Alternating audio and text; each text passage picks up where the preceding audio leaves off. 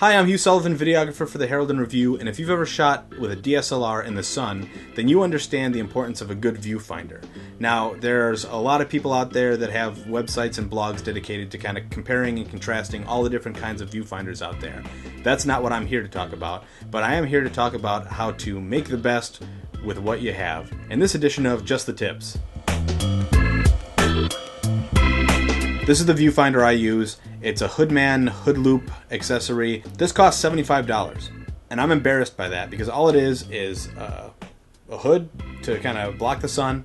It's got a magnifying glass to kind of let you check your focus on the back of the screen, and it's got a little diopter to focus to your eye. And that's it.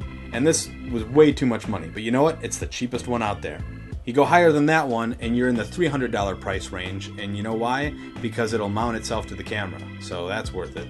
And then you go even higher than that and you're close to $1,000 for the Zacuto Z-Finder EVF accessory. This was the cheapest way to go, but it still didn't have a way to mount it to the camera. It had this. This looks sturdy. It's a little rubber ring that kind of goes around the edge of the diopter, and then these bungee cords that would kind of go around the camera. But as you can see, not a ton of places to stick this one end, so you could wrap it around the entire lens maybe, and you know what? It would still shift around the back of the camera. It's a piece of garbage, so no thanks. Red Rock Micro, which is a big name in camera accessories, made a little plate that would kind of grab onto this and then stick between the camera and the base plate. But it wasn't compatible with the base plate that they made. So you would stick this and slide it under the camera, and it would bang on to one of the little pins that went into the camera to make sure it didn't twist back and forth on the base plate.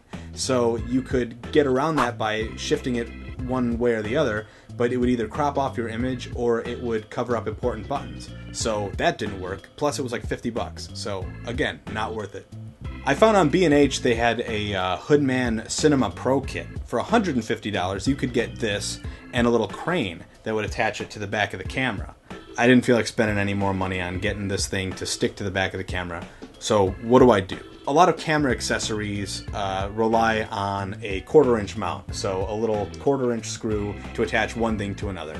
This one was $30. I got it off of Amazon. It was a cheap kind of knockoff brand, and it came with a little clamp so I could stick this to my 50mm rig. So finally I realized that a hose clamp would grab around this pretty well, and then all I would need to do is weld a nut to the back of it. Well, I don't have any access to welding equipment, and when I asked around if someone did, somebody told me just use JB Weld.